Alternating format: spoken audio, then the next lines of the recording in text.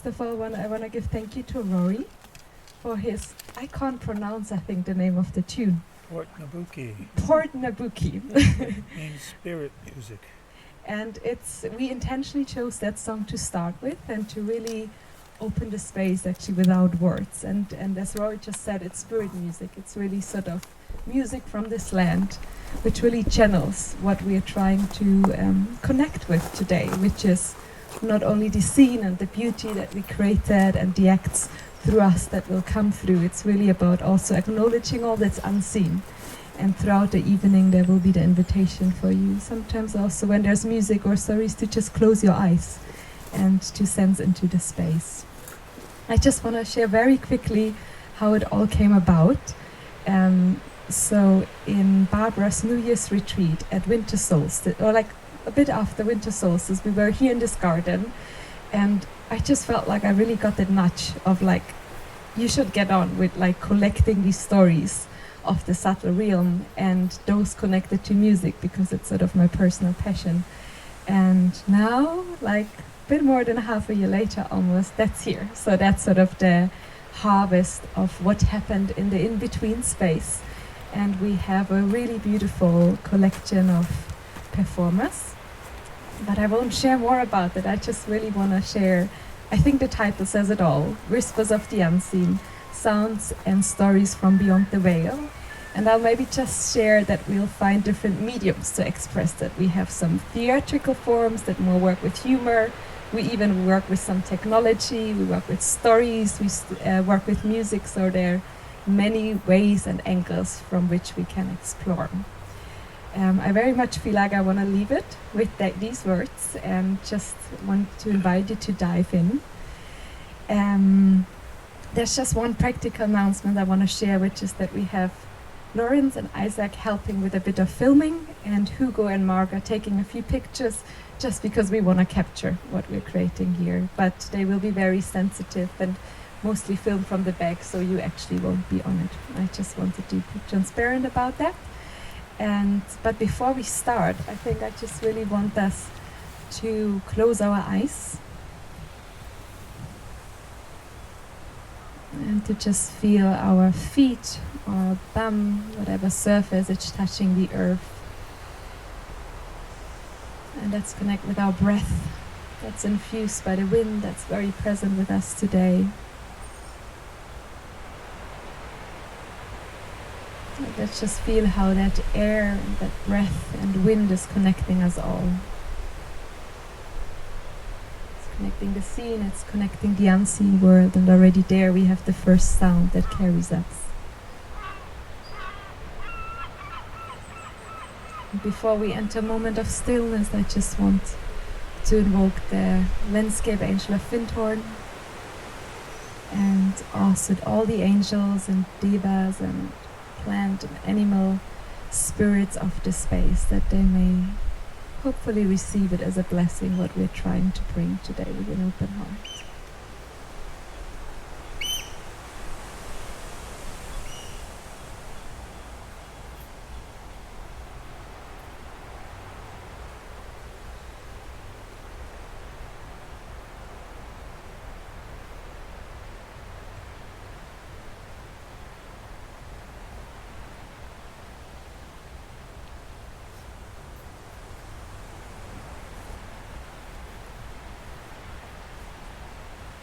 From there, let's take one more deep breath. The out breath, let's open our hearts and our gratitude for all the nature spirits and prayers that were shared, so we can be here under the open sky, and the weather is supporting us. And let's just collectively send our blessings for that to remain, that we have a very special microclimate here to support our event tonight. And yeah, you're all very welcome. I'm really happy to see the circle form. And now we're directly transitioning into some humor with some mischievous, I think they are mischievous nature spirits.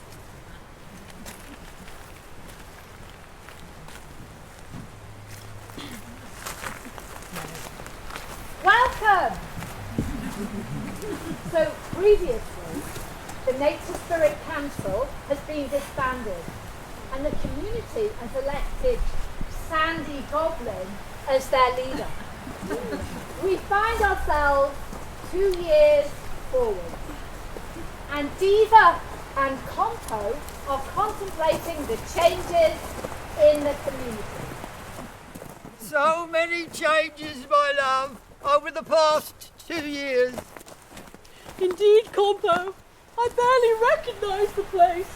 Who knew that the Queen of the Beasts would abandon us to live with her leopard lover in the barbarian forest? I know!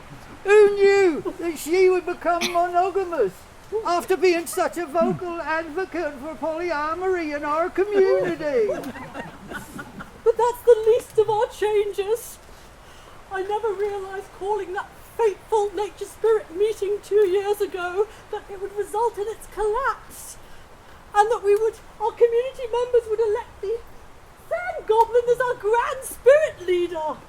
I know everything seems topsy-turvy, my beloved, but take heart. Good things came from those changes. Like what? Well, on a personal level, we are now bonded in civil partnership, and we've set up a recycled waste business, making the highest quality cutlery from compressed mulch and bamboo. Our products are the envy of the elfish kingdom. It's just, I wonder what Dorothy would make of the changes to our community since she first made contact with us in 1963. I remember those days with great fondness. She was one of the first humans to see us in all our cosmic glory. We had inhabited the original garden for thousands of years, and Dorothy had this innate gift of directly communicating with us. She certainly did. Do you remember when she first made contact with the divine intelligence of the sweet pea, who told her how to co-create such fine compost? I certainly do. Thank Pan for Dennis. He was one of the more chattier nature spirits. We couldn't shut him up. He was the direct vessel for us to communicate with Dorothy. I do wonder whether we can make more contact with humans. Do you think there's anybody out here who can see us? Yeah. I catch something coming through the ether. There is. I could hear something. I do hope so. Oh, those were halcyon days in the 60s and 70s when you could smell the optimism in the air and you could sense the trees, the sap rising in the trees. I do wonder if you're looking at the past through rose-tinted glasses, my beloved. Remember, you held a position of power as chair of the Nature Spirit Council. You were regularly wined and dined by fellow divas at cosmic conferences across the globe. Oh, those were golden times, my love. There was so much cosmic collaboration between the divas, the elves, the goblins, and the fairies. I must admit so much. But they were certainly golden times. My experience was quite different. Times were tough for gnomes as we occupied the lowest rung of the nature spirit hierarchy. I recall working 14-hour days tending to the waste in our community, and this was under a 0 hours contract. Perhaps you're right, Compo. Your steely-eyed pragmatism has always been one of your more attractive qualities. It's just that I fear that Sand Goblin has allowed the power to go to their heads. In what way, my beloved? Well, we're subject to a constant stream of diktats, and there's no consultation of community members. Why, just last month they introduced tariffs on angelic imports, and it's had a disastrous impact on our cutlery prices. It's a loss, no doubt about it. And That's what I mean. we're having to pay those massive crypto charges now. Yes, look at that. Oh, remember this one. Nothing improves our cutlery to shimmer than a blast of angelic essence glimmer.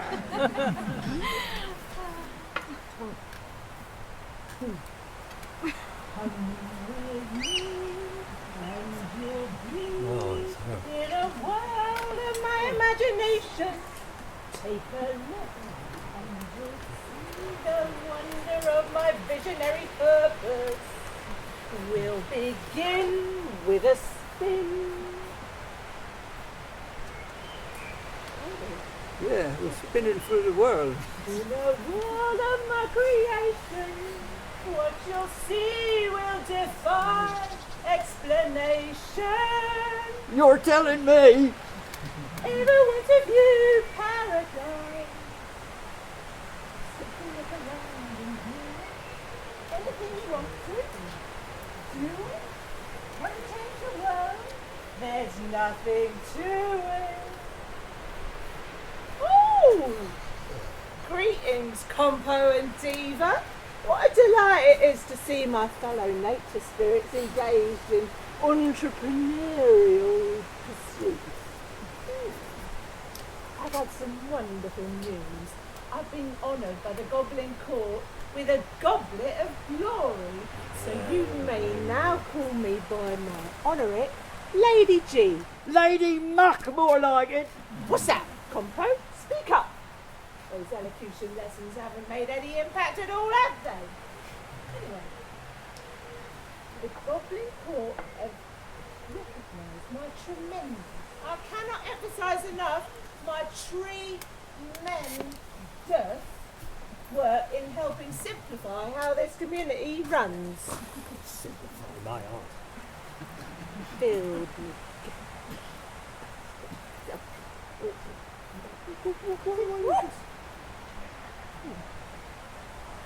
if I say so myself, it was a stroke of genius to abolish the Nature Spirit Council, filled with garrulous, bombastic, self-important nature spirits. I disagree!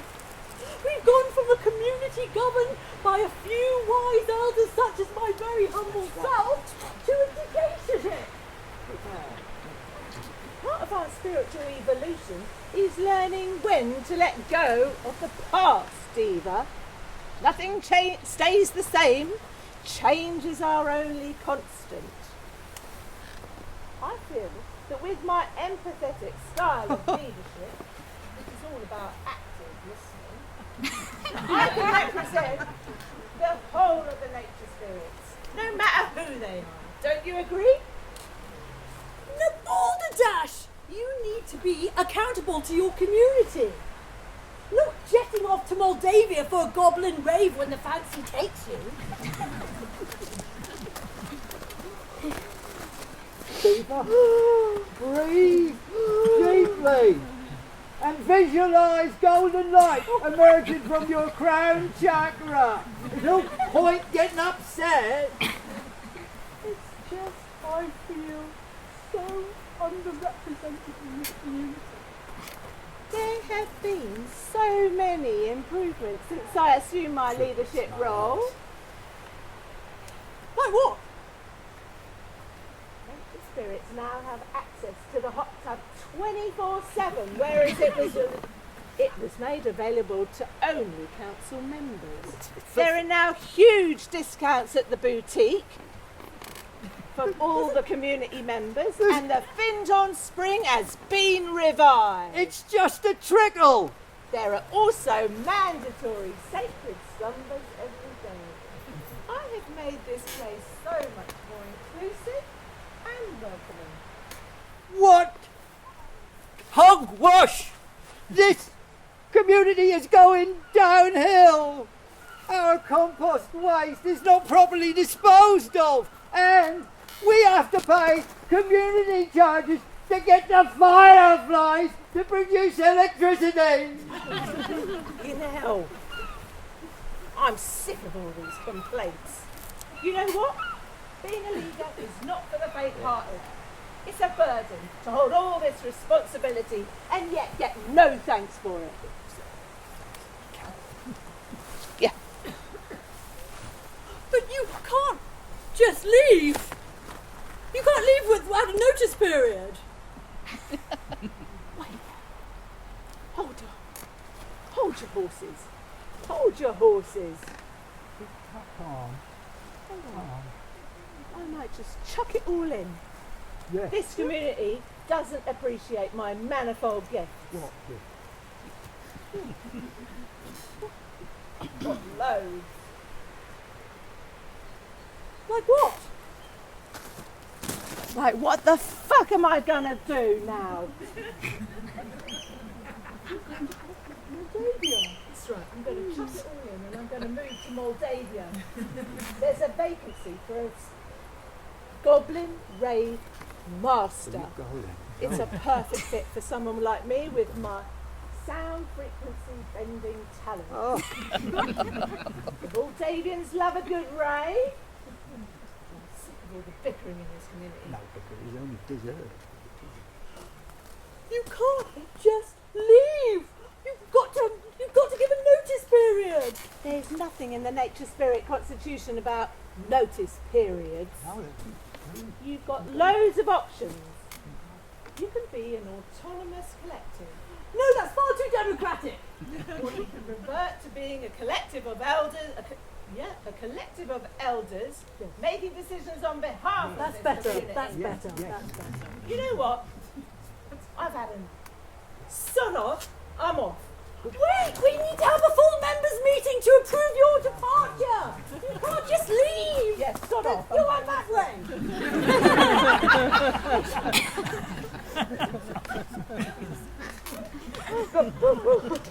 Calm.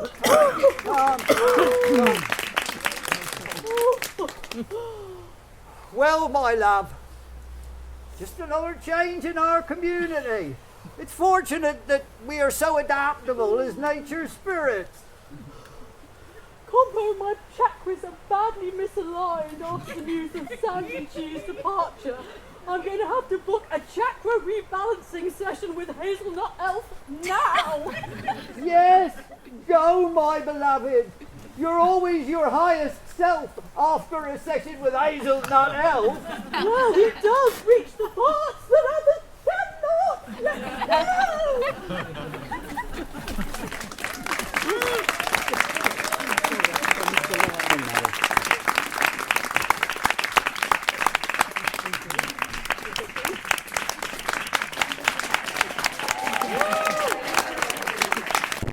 And our director and writer, Karin. Later. And Julia, our makeup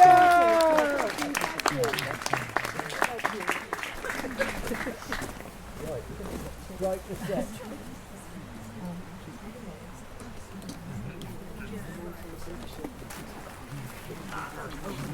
We got there.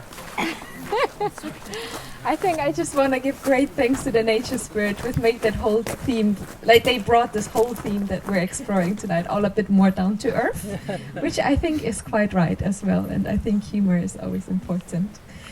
So now we're exploring our theme with a different medium, and now it's actually the medium of technology, and from there I think I'll directly want to hand it over to Cornelia.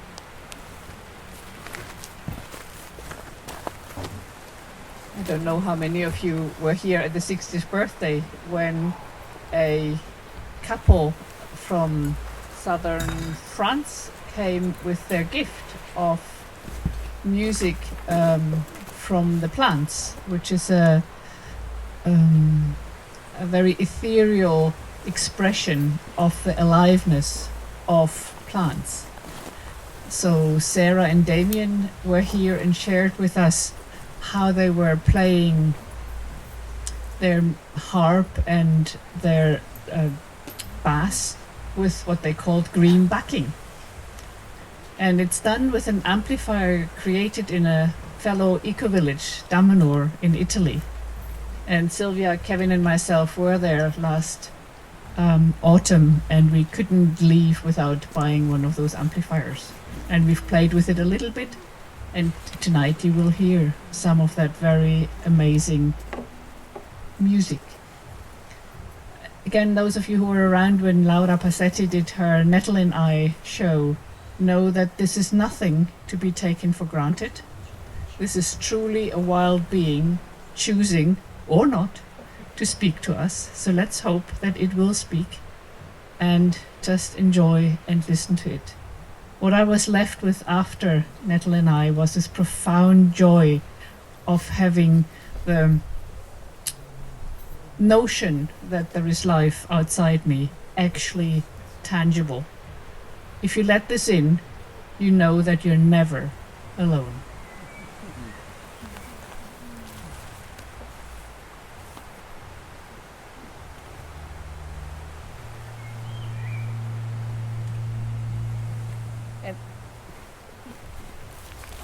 And this is the plant.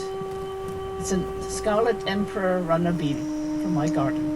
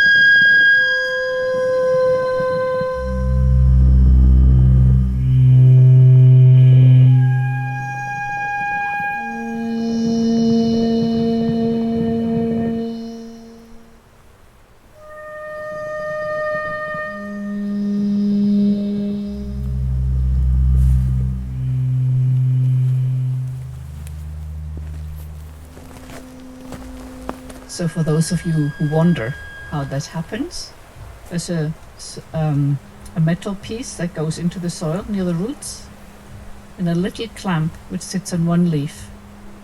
And there's a very minuscule current running between those two from the amplifier. And it's a plant that modulates that current and creates the sound. She is really talking to us.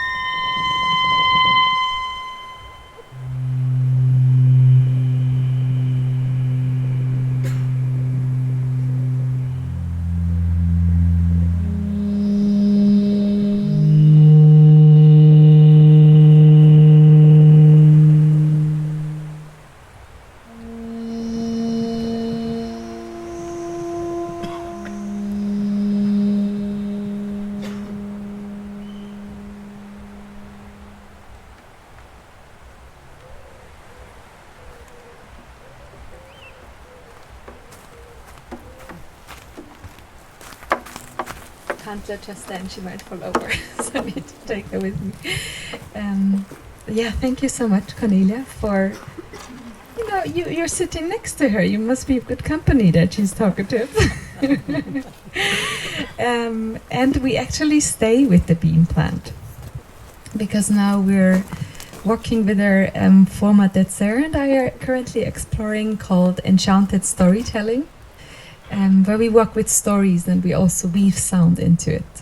And that story is a real life story from a couple called Mish and June. And I got to know them through Barbara's courses. And I don't know, I think it's Mish or June. Sorry, I can't recall who is the one who can see nature spirits. And they had a really beautiful encounter in their garden, Little Gaia. And I won't share more because you'll hear it in the story, but it works with their bean plant, and it's just a different song that the plant can sing.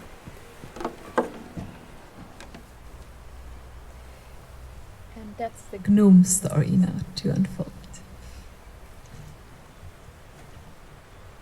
18 months ago, my partner June and I were allocated a small allotment, which we love very much and named Little Gaia.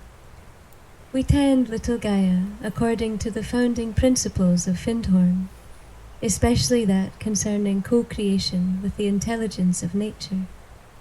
And although neither of us could ever be called a singer, we do like to sing to our beloved plot.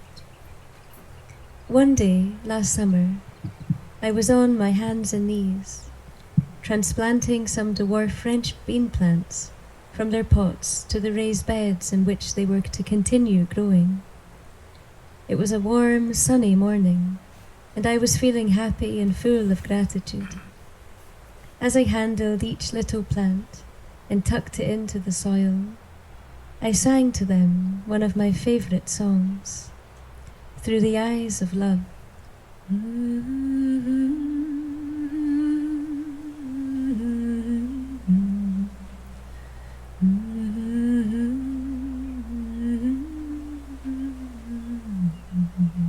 A few bean plants and verses in, I became aware of a pair of muddy Wellington boots standing on the other side of the vegetable bed. Looking up, as discreetly as I could, I saw that the boots were filled by a male figure, about a metre tall, strongly yet softly built, and wearing work trousers, shirt and a hat. His clothes, like his boots, showed that he had been working with the earth, and there was a distinct smudge of soil across his face. I found that I was looking at a gnome, and he was looking directly at me.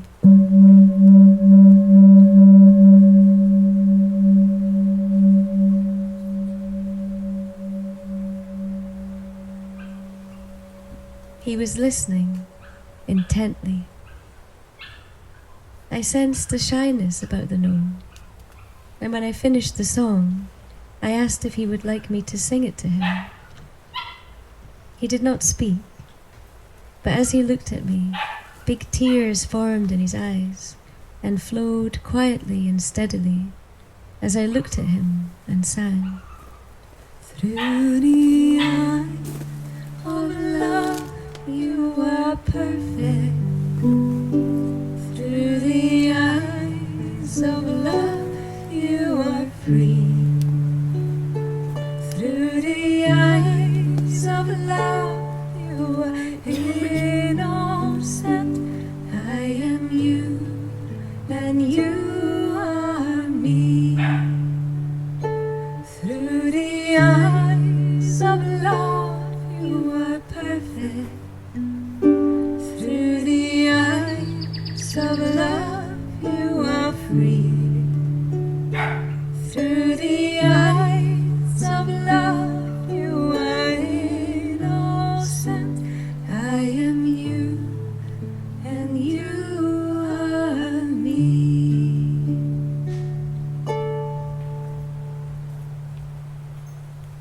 I had the impression that the gnome was so used to humans seeing him and his kind as being silly or demonic, that he was overwhelmed to have such a beautiful song sung to him. A song that recognized his true nature and the deep connection between us all. As I continued singing the song, other gnomes began to emerge at points around the bean bed. 2 or 3 more stayed further away amongst the broad beans and calendulas. Drawn to the song and what was happening, they were, understandably, hesitant about trusting the integrity of this human. I finished singing and planting. The gnomes went back to their work, and although I didn't see them again until winter solstice, when June and I went to sing our gratitude and welcome the return of the light, we are both often aware of their presence in Little Gaia. I am learning many lessons through my time there, including the fundamental one of consciously singing our sacred songs to all beings. They help to heal wounds, build bridges, and their messages are relevant to us all, no matter what form we take.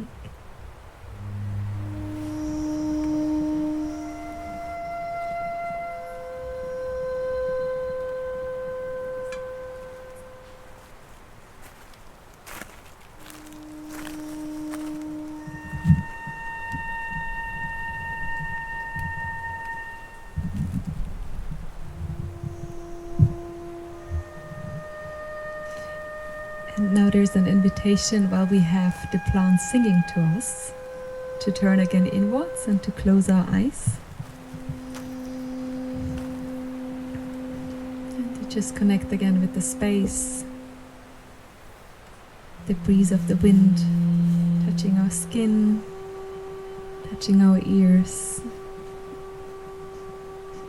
And there's an invitation now to even more consciously just open our heart to how the plant kingdom, the animal kingdom, the angelic kingdom, all those benevolent spirits are speaking to us constantly. Sometimes we hear it, sometimes it's very obvious, sometimes it's less.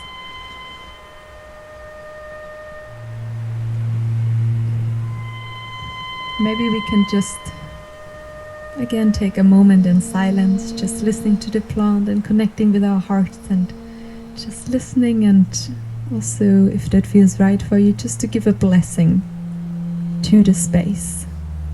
And for particularly on Midsummer, where so much is manifested in its bountiness and beauty, to give thanks to all the spirit that's behind it.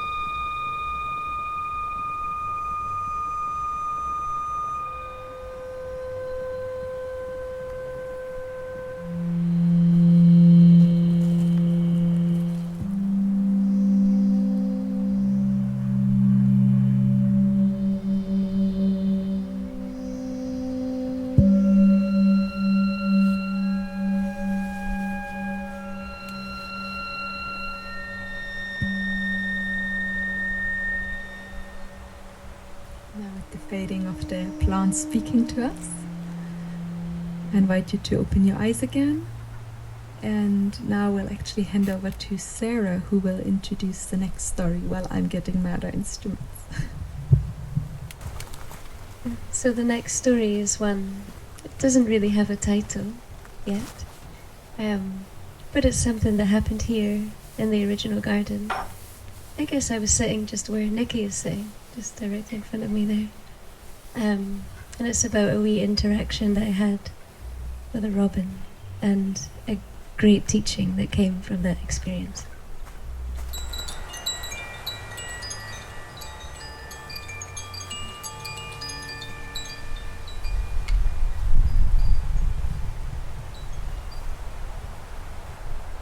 There is no me. There is no he, there is no she, there is no tree. There is no earth. There is no grass green, there is no nettle. No skin to be stung, no tear to be shed, no tongue to catch it. There is no bird. There is no robin redbreast, Robert on Sundays. There is no sky in which to fly. There is no bench. I have no legs. There is nobody here.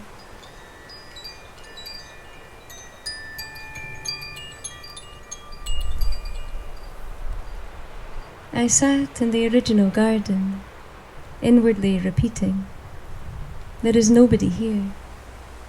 There is nobody here.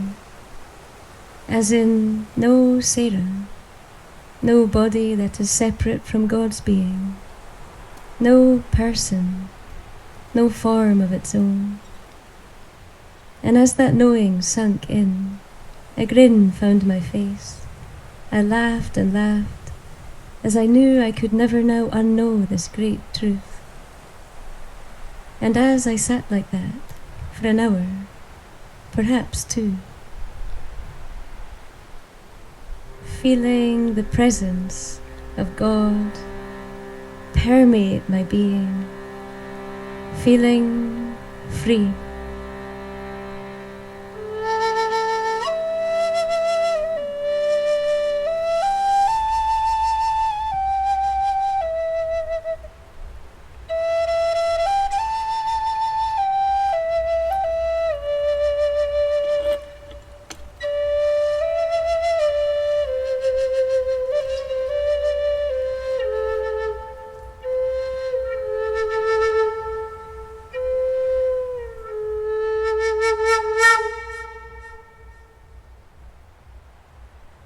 As always, the garden was alive with a myriad of creatures.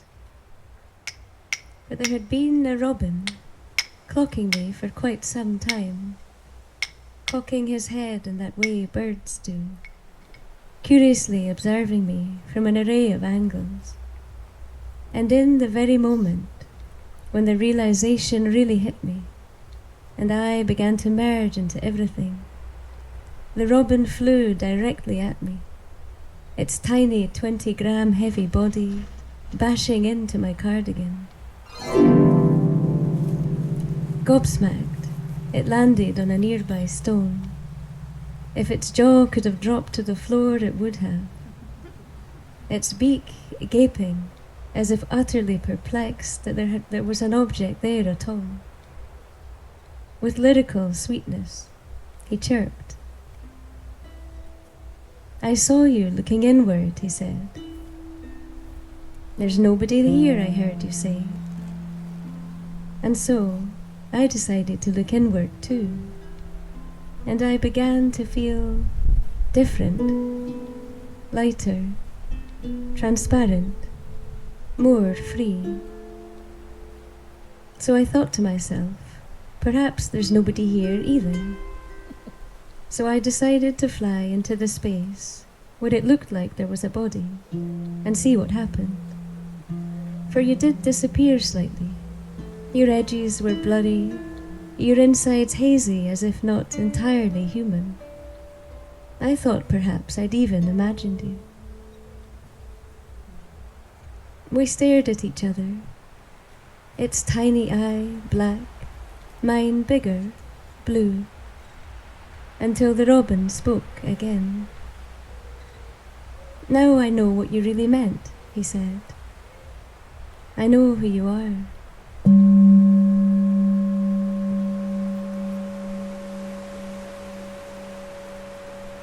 I see you, looking at my red feathered breast, wondering how it came to be red. You don't know the story of my ancestors' heartbreak, and why ever since then we are all born with a red breast. But that's a tale for another day.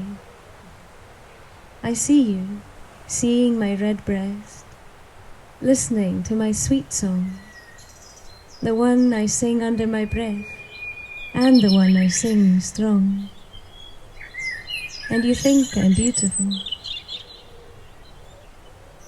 And I look at your watery eyes, your strange featherless skin, your wingless back, and I think you're beautiful. And isn't that why we are here? As a robin and a human, as a you and a me, for the simple sake of beauty, for the sake of inspiring awe and wonder, story and song, joy and fascination. I nod in agreement. Indeed, there is nobody here. Simply God, manifesting itself in a multitude of ways, to witness his exquisite beauty in every possible way. In me, in he, in she, in tree, in earth, in grass, green, in nettle, in skin, in sting, in tear and tongue, in bird, in robin redbreast, Robert on Sundays, in sky, in bench, in legs, in body.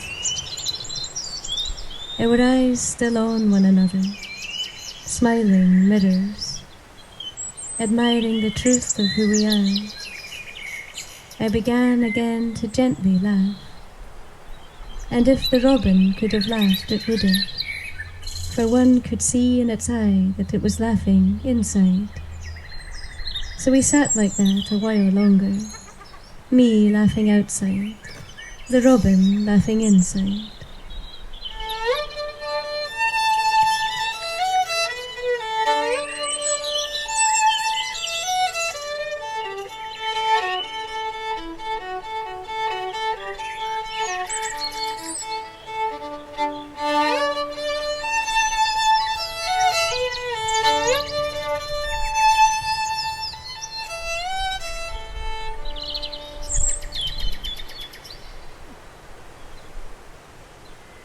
And now, occasionally, I find the robin in my chest sometimes. For both of us now know that the boundaries of our bodies are not really true. But they are a mirage neither of us would go without. For without one another, we are blind, we are heartless, we are poor. And together, we are beauty, we are love, we are rich. Together, we are beauty, we are love, we are rich.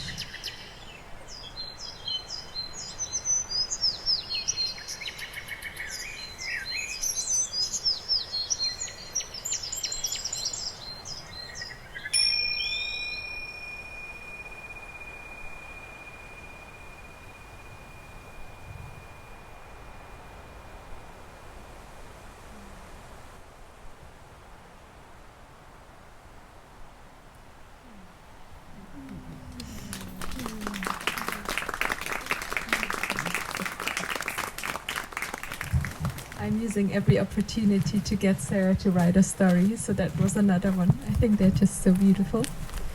And I also really appreciate that we could bring in the animal kingdom with this story, which is equally present and important. And now we have one more story, which will be read by Sylvia. And sorry, I'm just a bit worried about my heart. I'm just gonna hold it. And this one is also from Mission June, and it also comes from, or like the other one wasn't, but this comes from an experience at one of your workshops, Barbara. And yeah, I think that's all I need to say, really. And I'm just fascinated by them because they bring that connection between music and the subtle realms. So I felt like We just need to share them.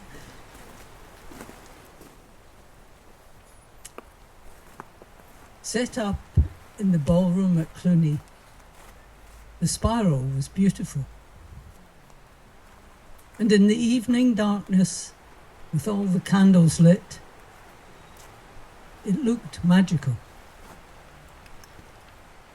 We all felt the power as we walked that green pathway, symbolically crossing the threshold from the old year into the new. Everyone treated the ritual and the spiral itself as sacred.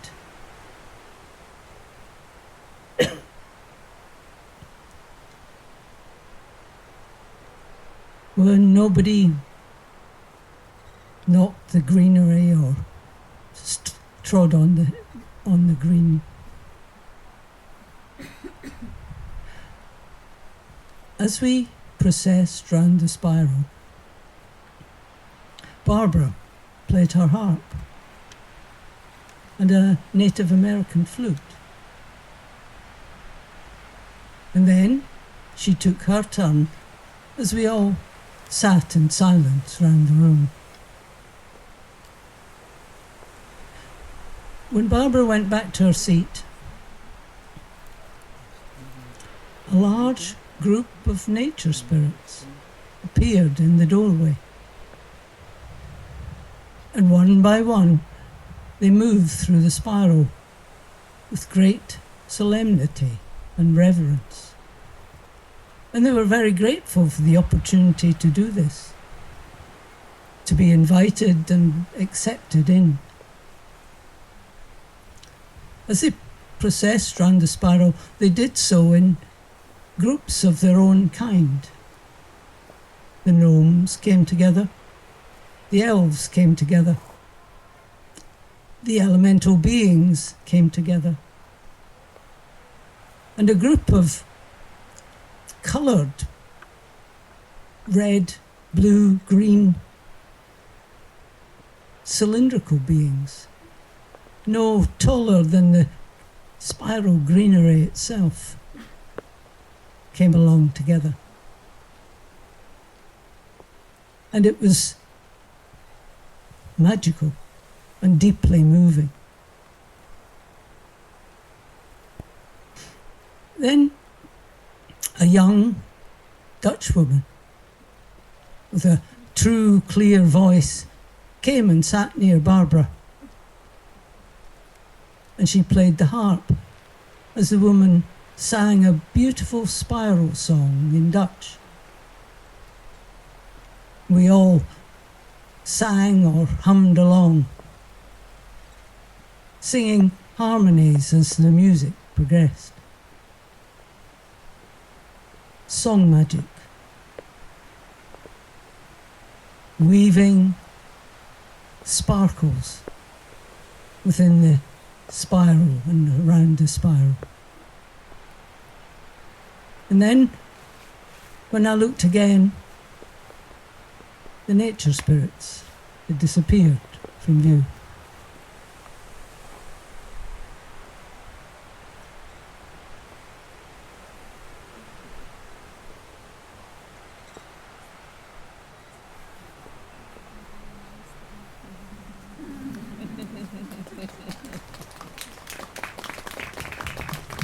Thank you so much, Sylvia, for the story and not reading it, just really telling it and conveying it in a really beautiful way through that. Thank you to the rain. Let's see it as a blessing, holy water. But we got our blessing, so thank you. We're also coming to the end, so maybe that's all very fitting. We just have one more tune from this land, in which we'll play you to the closing. But before that, I just really want to express my gratitude to so many people that contributed in making this happen. I want to honor the land that we're on and give thanks to Karin and Kathy, which gave us the permission to gather here and to play and bless the space. I really want to give thanks to Hugo and Lorenz and Isaac and Mark, who actually spontaneously appeared, which is wonderful, for all the capturing and recording. I really want to give thanks to David, who really makes so much happen, not only with the sound, also in just supporting me and doing my things. And then I just want to give thanks to all the performers. Cornelia has been active a lot in cooking up this whole Arc of Solstice together with me. So big thanks to you. Big thanks to Sylvia. Big thanks to Rory for really bringing the tunes of this land. Big thanks to Sara for also being a close ally in all of that. And a massive big thank you also to the nature spirits that manifested itself like this here. I think that's phenomenal. Great. So, and thank you for you all, to come and to be so weather resistant and brave. And before I close, I also just want to share in the center there is like a donation basket. The event was and still is for free, but there are also a few costs we have. So if you feel like you just want to support that work that we're doing, we appreciate a donation, but you don't have to. It's really up to you. And now I bring Rory back. Oh, there he is. Yes. Thank you. Thank you. Initially, I thought at the winter solstice that I'm going to do a book with all these stories, but then it manifested in this way, which is just another beautiful manifestation. And now I actually want to share something. So when I was in school in Bavaria, in the south of Germany, I actually played in an Irish folk band, which is very funny, Normally you don't do this sort of in your secondary school. It was a beautiful coincidence. And already back then, we traveled with this band twice to the UK. Like the teacher always said, the tunes, they come from, people listening to the ferries. They put their ears on the land, on the hills, and listen to the ferries. And I just like this circle shaping itself, and with Rory playing now these tunes. And I'll give it over to Rory to say a little bit more about the tune. It's a conversation between two fairies, really. That's what it is. There's more to it, but that's enough. So let's have a conversation then.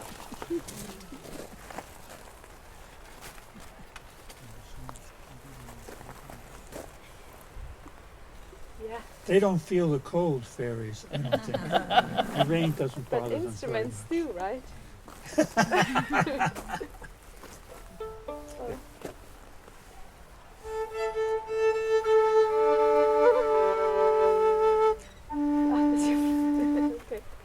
Are we close enough for hand grenades, as they say? I just played the band. I was like, where's the sun coming from? And then I realized it was here. Okay, here we go.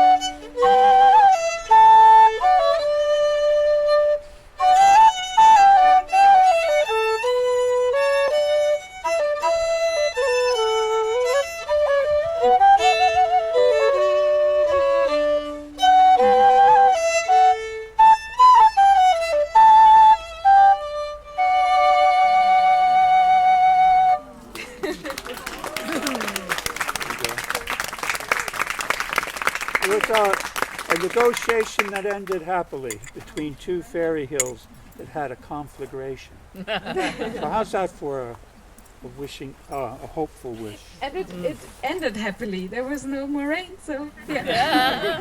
Thank you so much. Yay.